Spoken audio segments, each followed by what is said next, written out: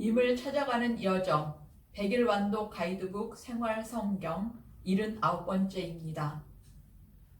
142. 다윗과 사제 아히멜렉. 다윗 사제 찾아가 상황 원만 거짓말. 다윗은 노브로 아히멜렉 사제를 찾아갔다. 아히멜렉이 떨며 다윗을 맞았다. 그가 다윗에게 어떻게 아무도 없이 혼자 오십니까? 하고 묻자 다윗이 아히멜렉 사제에게 대답하였다. 임금님께서 나에게 어떤 일을 맡기시면서 내가 너에게 맡겨보내는 이 일을 아무도 눈치채게 해서는 안 된다 하고 당부하셨습니다. 그래서 제 부하들과 이곳 어느 지점에서 만나기로 약속해 놓은 것입니다. 허기 채울 빵 부탁. 그런데 지금 사제님 수중에 무엇이 좀 없습니까? 빵 5덩이라도 좋습니다. 아니면 아무 것이나 있는 대로 저에게 주십시오. 사제가 다윗에게 대답하였다. 보통 빵은 내 수중에 없고 있는 것이라고는 거룩한 빵뿐입니다. 부하들이 여자를 가까이 하지 않았다면 드릴 수 있습니다. 비장한 출정 준비, 진설된 빵을 얻다. 다윗이 사제에게 응답하였다. 내가 출정할 때 늘 그렇게 하듯 우리는 여자를 멀리하였습니다. 그러니 부하들의 몸도 깨끗합니다. 이번 경우가 보통 여행길이기는 하지만 오늘은 그들 몸이 깨끗합니다. 그제야 사제는 거룩한 빵을 다윗에게 주었다. 주님 앞에 바친 제사빵 말고는 다른 빵이 없었기 때문이다. 그것은 마침 그날 주님 앞에서 물려내고 따끈한 빵으로 바꾸면서 치워놓은 것이었다.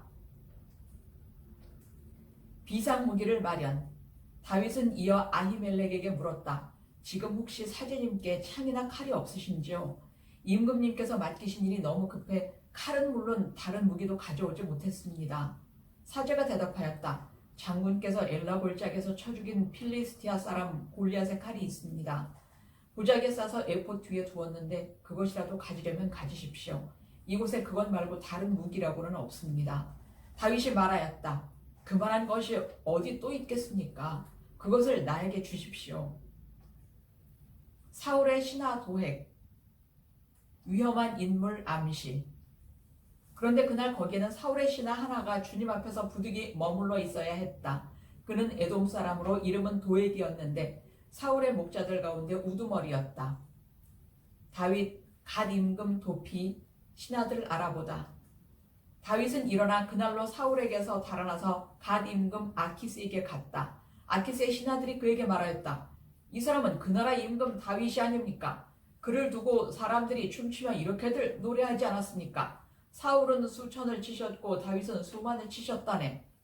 이 말을 듣고서 다윗은 가슴이 뜨끔하였다. 그는 갓 임금 아키스가 몹시 두려워 사람들 앞에서 태도를 바꾸었다. 다윗의 미친 흉내, 적장의 위기 모면. 다윗은 그들에게 둘러싸여 있는 동안 미친 척하였다. 그는 성 문짝에 무엇인가를 극적거리기도 하고 수염에 침을 흘리기도 하였다. 그러자 아키스가 자기 신하들을 꾸짖었다. 미친놈이 아니냐? 어쩌자고 저런 자를 나에게 끌어왔느냐? 나에게 미친놈들이 모자라 저런 자까지 데려다 내 앞에서 미친 짓을 하게 하느냐? 그래, 이런 자까지 내 집에 들어와야 하겠느냐? 사울의 군신 불신, 정의 실추 불안감.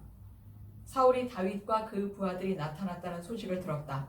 그때 사울은 기브아의 높은 지대에 있는 에셀 나무 아래에서 손에 창을 들고 앉아 있었는데 모든 신하가 그의 주변에 둘러서 있었다. 사울은 자기 주변의 신하들을 꾸짖었다. 이 베냐민 사람들아, 잘 들어라. 이사의 아들이 너희 모두에게 밭과 포도원을 주고 너희를 모두 천인대장이나 백인대장으로 삼을 줄로 아느냐? 그래서 너희가 모두 나를 거슬러 음모를 꾸민 것이냐? 내 아들이 이사의 아들과 계약을 맺었을 때도 나에게 알려준 자가 아무도 없었다. 또 내 아들이 오늘 이처럼 내 신하를 부추겨 나를 치려고 노리는데도 너희 가운데에는 나를 영장에 알려주는 자가 아무도 없다. 도액, 아히멜렉의 다윗 도움을 밀고. 그때 에돔 사람 도액이 사울의 신하들 곁에 서 있다가 이렇게 응답하였다. 제가 이사의 아들을 보았습니다. 그는 노브로 아히투베의 아들 아히멜렉을 찾아온 적이 있습니다. 그때의 아히멜렉은 그를 위하여 주님께 여쭤본 다음 그에게 여행 양식을 주고 필리스티아 사람 골리앗의 칼도 내주었습니다. 아히멜렉을 문초. 임금은 노베에 있는 아히투베의 아들 아히멜렉 사제와 그의 아버지 집안의 사제들을 모두 불러들였다. 그들이 모두 임금 앞에 나오자 사울이 아히투베의 아들아 잘 들어라 하고 말하였다. 아히멜렉이 예 임금님 말씀하십시오 하고 대답하자 사울이 그를 꾸짖었다. 너는 어찌하여 이사의 아들과 더불어 나를 거슬러 음모를 꾸몄느냐. 어째서 그에게 음식과 칼을 내주고 그를 위하여 하느님께 여쭈어보아 오늘 이처럼 나에게 맞서 일어나 나를 노리게 하였느냐.